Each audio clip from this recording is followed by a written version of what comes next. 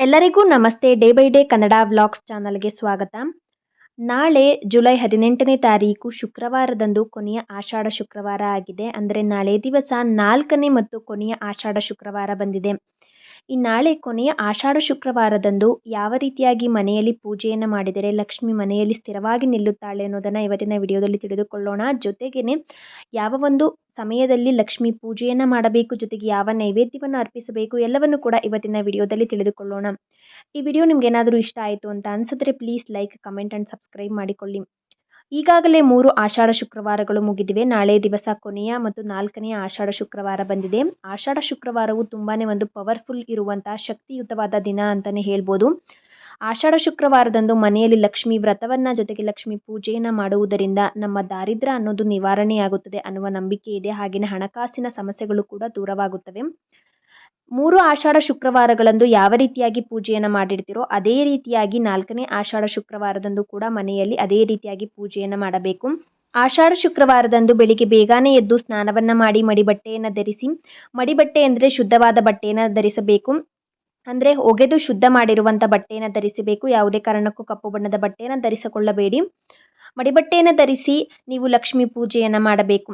ನೋಡಿ, ನೀವು 3 ಆಷಾಢ ಶುಕ್ರವಾರದಂದು ಯಾವ ಒಂದು ಲಕ್ಷ್ಮಿ ಕಳಸವನ್ನು ಇಟ್ಟಿರ್ತೀರೋ ಅದೇ ಕಳಸವನ್ನು ಇಡಬೇಕು. ಹಾಗೆಯೇ 3 ಆಷಾಢ ಶುಕ್ರವಾರಗಳು ಇಟ್ಟಿರುವಂಥ ತೆಂಗಿನಕಾಯಿಯನ್ನೇ 4ನೇ ಆಷಾಢ ಶುಕ್ರವಾರದಂದು ಇಡಬೇಕು. ಆದರೆ ವೀಳ್ಯದೆಲೆಯನ್ನು ಅಥವಾ ಮಾವಿನ ಎಲೆಯನ್ನು ನೀವು ಚೇಂಜ್ ಮಾಡಬೇಕು. ಅಂದರೆ ಒಣಗೋಗಿರುತ್ತಲ್ಲ, ಆ ಕಾರಣಕ್ಕಾಗಿ ಕಳಸವನ್ನು ಮತ್ತೊಮ್ಮೆ ಸ್ವಚ್ಛವನ್ನು ಮಾಡಿಕೊಂಡು ಕಳಸಕ್ಕೆ ಅದೇ ತೆಂಗಿನಕಾಯಿಯನ್ನು ತೊಳೆದು ಅರಿಶಿನ ಕುಂಕುಮವನ್ನು ಇಟ್ಟು ಕಳಸಕ್ಕೆ ತೆಂಗಿನಕಾಯಿಯನ್ನು ಇಟ್ಟು ಹೊಸದಾಗಿ ವೀಳ್ಯದೆಲೆಯನ್ನು ಇಟ್ಟು ಲಕ್ಷ್ಮೀ ಮುಖವಾಡವನ್ನು ಇಟ್ಟು ನೀವು ಪೂಜೆಯನ್ನು ಮಾಡಬೇಕಾಗುತ್ತೆ.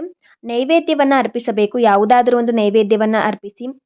ಸಿಹಿ ಪೊಂಗಲ್ ಆಗಿರ್ಬೋದು, ಸಜ್ಜಿಗೆ ಆಗಿರ್ಬೋದು, ಬೆಲ್ಲದ ಅನ್ನ ಆಗಿರ್ಬೋದು, ಯಾವುದಾದ್ರೂ ಒಂದು ಸಿಹಿ ನೈವೇದ್ಯವನ್ನು ಅರ್ಪಿಸಿ ನೀವು ಲಕ್ಷ್ಮಿ ಪೂಜೆಯನ್ನು ಮಾಡಬೇಕು.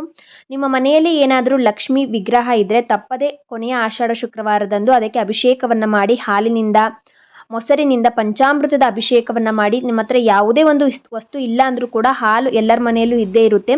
ಶುಚಿಯಾದ ಒಂದು ಸ್ವಲ್ಪ ಹಾಲಿನಿಂದ ಮತ್ತು ನೀರಿನಿಂದ ತಪ್ಪದೆ ಲಕ್ಷ್ಮಿಯ ವಿಗ್ರಹ ಇದ್ದವರು ಲಕ್ಷ್ಮಿಯ ವಿಗ್ರಹಕ್ಕೆ ಅಭಿಷೇಕವನ್ನು ಮಾಡಿ ನಂತರ ಧೂಪ ದೀಪಗಳನ್ನು ಬೆಳಗಿ ತುಪ್ಪದ ದೀಪಗಳನ್ನು ಹಚ್ಚಿ ಲಕ್ಷ್ಮಿ ಪೂಜೆಯನ್ನು ಕೈಗೊಳ್ಳಿ. ಇನ್ನು ಶನಿವಾರದಂದು ಲಕ್ಷ್ಮಿಯ ಕಳಸವನ್ನು ವಿಸರ್ಜನೆ ಮಾಡೋದಕ್ಕೆ ಹೋಗಬೇಡಿ. ಶನಿವಾರದಂದು ಕೂಡ ನೈವೇದ್ಯವನ್ನು ಅರ್ಪಿಸಿ ಸರಳವಾಗಿ ಪೂಜೆಯನ್ನು ಮಾಡಿ ಭಾನುವಾರದಂದು ಲಕ್ಷ್ಮಿಯ ಕಳಸವನ್ನು ಕದಲಿಸಬೇಕಾಗುತ್ತೆ. ಕೆಲವೊಬ್ಬರು ಆಷಾಢ ಶುಕ್ರವಾರ 4 ಆಷಾಢ ಶುಕ್ರವಾರಗಳು ಕೂಡ ಆಷಾಢ ಶುಕ್ರವಾರಕ್ಕೆ ಅಂತಲೇ ಒಂದು ಲಕ್ಷ್ಮಿಯ ಕಳಸವನ್ನು ಸಪ್ರೇಟಾಗಿ ಸ್ಥಾಪನೆಯನ್ನು ಮಾಡಿ ಪೂಜೆಯನ್ನು ಮಾಡ್ತಾ ಇರ್ತಾರೆ. ಅಂಥವರು ಭಾನುವಾರ ಆ ಕಳಸವನ್ನು ವಿಸರ್ಜನೆ ಮಾಡಿ. ಇನ್ನು ಕೆಲವೊಬ್ಬರು ಮಾಮೂಲಿಯಾಗಿ ದಿನನಿತ್ಯ ಯಾವ ಒಂದು ಪ್ರತಿನಿತ್ಯ ಕೂಡ ಮನೆ ದೇವರ ಕಳಸ ಅಂತ ಇಟ್ಟು ಪೂಜೆಯನ್ನು ಮಾಡ್ತಿರ್ತಾರೋ ಅದೇ ಕಳಸಕ್ಕೆ ಆಷಾಢ ಶುಕ್ರವಾರದ ಲಕ್ಷ್ಮಿ ಪೂಜೆಯನ್ನು ಮಾಡಿರ್ತಾರೆ. ಅಂಥವರು ಕಳಸ ವಿಸರ್ಜನೆಯನ್ನು ಮಾಡುವ ಅವಶ್ಯಕತೆ ಇಲ್ಲ. 3 ಆಷಾಢ ಶುಕ್ರವಾರಗಳಲ್ಲಿ ಯಾವ ರೀತಿಯಾಗಿ ಮನೆಯಲ್ಲಿ ಲಕ್ಷ್ಮಿ ಪೂಜೆಯನ್ನು ಮಾಡಿದರೋ ಇನ್ನು ಕೊನೆಯ ಮತ್ತು 4ನೇ ಆಷಾಢ ಶುಕ್ರವಾರದಂದು ಕೂಡ ಅದೇ ರೀತಿಯಾಗಿ ಲಕ್ಷ್ಮಿಯ ಪೂಜೆಯನ್ನು ಮಾಡಿ ಬೆಳಗ್ಗೆ ಪೂಜೆ ಮುಗಿದ ನಂತರ ಸಂಜೆ ಸಮಯದಲ್ಲಿ ಮುತ್ತೈದೆಯರನ್ನ ಮನೆಗೆ ಕರೆದು ಅವರಿಗೆ ಅರಿಶಿನ ಕುಂಕುಮ ಮತ್ತು ತಾಂಬೂಲವನ್ನು ಕೊಡಿ. ಆಷಾಢ ಶುಕ್ರವಾರವು ತುಂಬಾ ಪವರ್ಫುಲ್ ಆಗಿರುವಂಥ ದಿನ. ಅಂದರೆ ತುಂಬಾ ಶಕ್ತಿ ಇರುವಂಥ ದಿನ. ಈ ಶಕ್ತಿಶಾಲಿ ದಿನಗಳಲ್ಲಿ ನಾವು ಯಾವುದಾದ್ರೂ ಒಂದು ಮಂಗಳಕರವಾದ ವಸ್ತುವನ್ನು ಮನೆಗೆ ತರುವುದರಿಂದ ಅತ್ಯಂತ ಶುಭ ಫಲಗಳನ್ನು ನಾವು ಪಡೆದುಕೊಳ್ಳುತ್ತೀವಿ ಅನ್ನುವ ಒಂದು ನಂಬಿಕೆ ಇದೆ.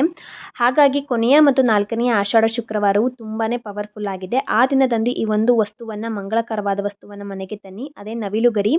2 ನವಿಲುಗರಿಯನ್ನು ಮನೆಗೆ ತಂದು ನೀವು ಪೂಜೆ ಮಾಡುವ ದೇವರ ಕೋಣೆಯ ಒಂದು ಕಾರ್ನರಲ್ಲಿ ಇಟ್ಟು ಬಿಡಿ. ನೋಡಿ, ಕೆಲವೊಂದು ವಸ್ತುಗಳನ್ನು ನಾವು ಮನೆಗೆ ತರುವುದರಿಂದ ಅದರಿಂದ ಅದೃಷ್ಟ ಅನ್ನೋದು ಕೂಡ ನಮಗೆ ಹೆಚ್ಚಾಗುತ್ತೆ. ಈ ನವಿಲುಗರಿ ಸಾಮಾನ್ಯವಾಗಿ ಎಲ್ಲರಿಗೂ ಕೂಡ ಸಿಕ್ಕೇ ಸಿಗುತ್ತೆ. ತುಂಬಾ ಕಡಿಮೆ ಬೆಲೆಯಲ್ಲಿ ಸಿಗುತ್ತೆ. ಕೆಲವೊಬ್ಬರಿಗೆ ಫ್ರೀಯಾಗಿ ಸಿಗುತ್ತೆ. ಹಳ್ಳಿಗಳಲ್ಲಿ ಇರುವಂಥವರಿಗೆ ತೋಟ ಇರುತ್ತಲ್ಲ, ಅಂತಹ ಜಾಗದಲ್ಲಿ ನವಿಲುಗರಿಗಳು ಬಿದ್ದಿರುತ್ತೆ. ಸೊ ತುಂಬಾ ಫ್ರೀಯಾಗಿ ಕಡಿಮೆ ದುಡ್ಡಿನಲ್ಲಿ ಸಿಗುವಂಥದ್ದು. ಈ 2 ನವಿಲುಗರಿಯನ್ನು ಆಷಾಢ ಶುಕ್ರವಾರದಂದು ಮನೆಗೆ ತಂದು ದೇವರ ಕೋಣೆಯ ಒಂದು ಕಾರ್ನರಲ್ಲಿ ಇಡಿ. ದೇವರ ಕೋಣೆ ತಪ್ಪಿದರೆ ನಿಮ್ಮ ಮನೆಯ ಲಿವಿಂಗ್ ಹಾಲ್ ಇರುತ್ತಲ್ಲ, ಹಾಲಲ್ಲಿ ಯಾವುದಾದ್ರೂ ಒಂದು ಕಾರ್ನರಲ್ಲಿ ಅದನ್ನು ಇಡಿ.